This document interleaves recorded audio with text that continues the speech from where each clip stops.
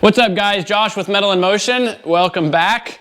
Sorry I've not been on here in like a month and a half. My goal is to shoot a video a week, just FYI. But I have been so swamped, plus we've been traveling for the summer and everything else, so forgive me. Anyways, and also I just want to talk, man, I've got a pet peeve with these videos. You know, as a small engine and power sport guy, some of these videos, I know YouTube, you're at it to make money, I get it, but to take a 3-minute video and to rattle on and stretch it out to the 8-minute mark, 10-minute mark, to be able to get those extra benefits of YouTube algorithms and whatnot, annoys me like crazy, because some of these videos are so easy and quick and simple. And anyway, so with that being said, I have a bunch of videos, at least 3 or 4 or 5 videos that I want to shoot, but they're all going to be like 3 or 4 minute videos. A lot of times when I'm in the garage working, I'm like right in the middle of something. I would love to show you guys it, but it's not like a complete how-to diagnosis thing. It's something that is a quick diagnosis or something I came across that you guys could learn. You could stick it in your, stick it in your head when you need it. So anyways, with that being said, the job I'm working on is kind of one of those jobs. The next job that's coming up is kind of one of those jobs. And the job that I did the other day, which I'm going to try to shoot a video on, is one of those jobs. They're 3-4 minutes long, and that's it. So anyways, what are we working on today? We've got this Polaris 170. This is a 2009. This thing kicked my butt. This guy bought this used.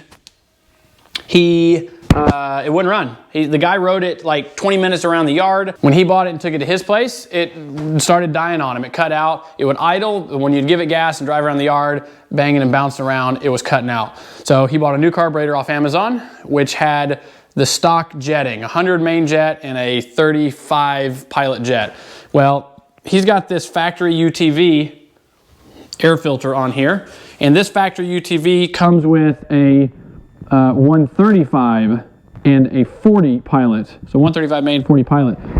And I didn't realize there was a jet kit that came with this. The original air box is removed and taken out because the dust from the tire really gets sucked into this box. So people's locating this air filter up above. There's a plastic shield that goes here, and it's kind of in a cleaner area. So anyways, needless to say, I've kicked my butt trying to figure out all the carburetor stuff, what's going on. And I found the problem thanks to a guy, which I'll put a link in the description.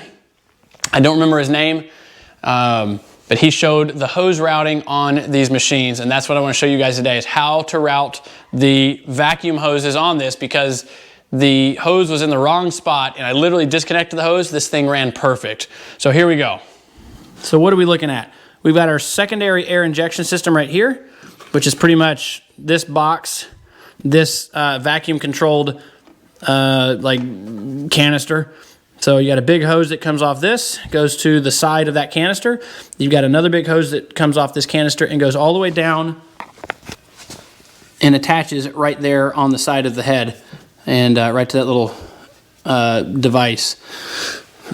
That vacuum line comes off of this right here and goes to the top of the cast intake manifold. There's a nipple there.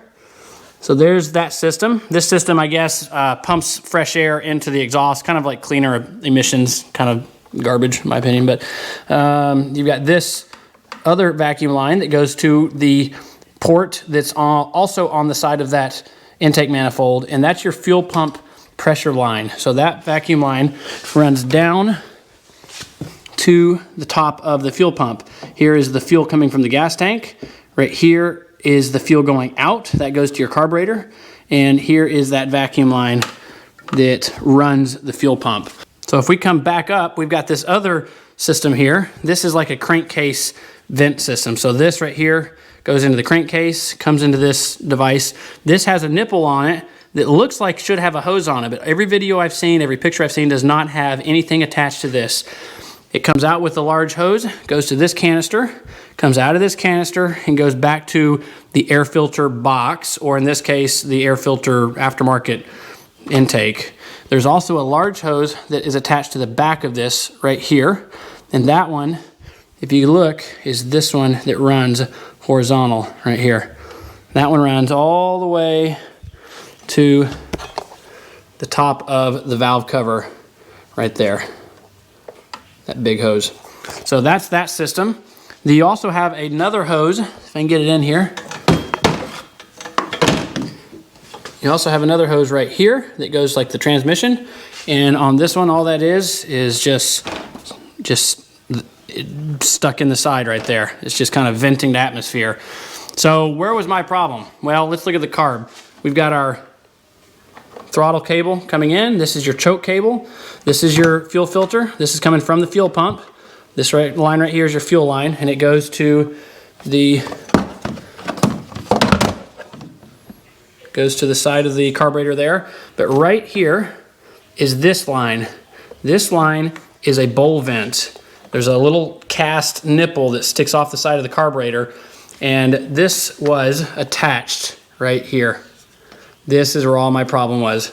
See, the problem is with a bowl vent, it's supposed to let atmospheric air into the float bowl so that as the fuel pump is pumping gas into the bowl, it pushes that air out. Well, that air has to go somewhere, and that goes out this line.